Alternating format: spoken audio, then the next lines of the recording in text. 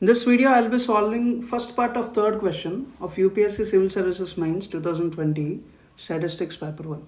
So let x1, x2 and so on xn be a random sample from uniform distribution u 0 u theta minus 1 by 2 to theta plus 1 by 2. So we need to show that y which is x of 1 and x of n, the first and nth order statistic, is sufficient for theta but not complete, where x1 is the minimum and xn is the maximum. So we are given x1, x2. So if we consider x1, x2 and so on xn, they are forming uniform theta minus 1 by 2 to theta plus 1 by 2. So if I consider the joint distribution or the joint PDF of the sample, so that is product of I is equals to 1 to n, 1 into theta minus half less than or equal to xi less than or equal to theta plus half indicator function. So that means this is theta minus half is less than or equal to x of 1 and x of n is less than or equal to theta plus half. So the uniform density on this interval of length 1, so if I consider it as f of x comma theta as g of some y comma theta into h of theta, so we can see clearly this g of y and theta is involving this indicator function with theta minus half less than or equal to x of 1 and x of n is less than or equal to theta plus half and h of this theta is 1.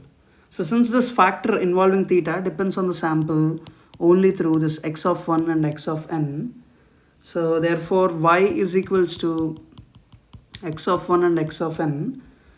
So this would be the sufficient statistic for theta by the factorization theorem. So that means this y is sufficient for theta. So now, like, in order to prove the completeness or check the completeness, so we can consider so first a statistic T is said to be complete if and only if on a measurable function a of t, expectation of a of t is 0 for every theta. So that means if I consider the r as x of n minus x of 1, like the sample range, so we can clearly see this distribution is more of a location family, like a uniform on an interval of fixed length 1, but we're shifting by a theta. So that means any statistic so will be invariant under this common shifts. So that range, the distribution, so it is invariant under this common shifts, where the distribution does not depend on theta. For example, if I consider the order statistics x1 less than x2 less than or equal to xn.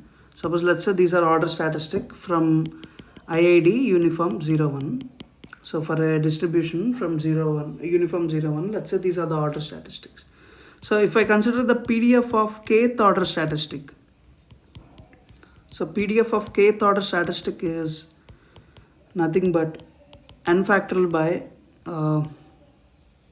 so first kth order statistic x of k, this follows beta with k comma n minus k plus 1. So by using that we can write the PDF of the kth order statistic being n factorial by k minus 1 factorial n minus k factorial x to the power k minus 1 into 1 minus x whole to the power n minus k, where 0 less than x less than 1.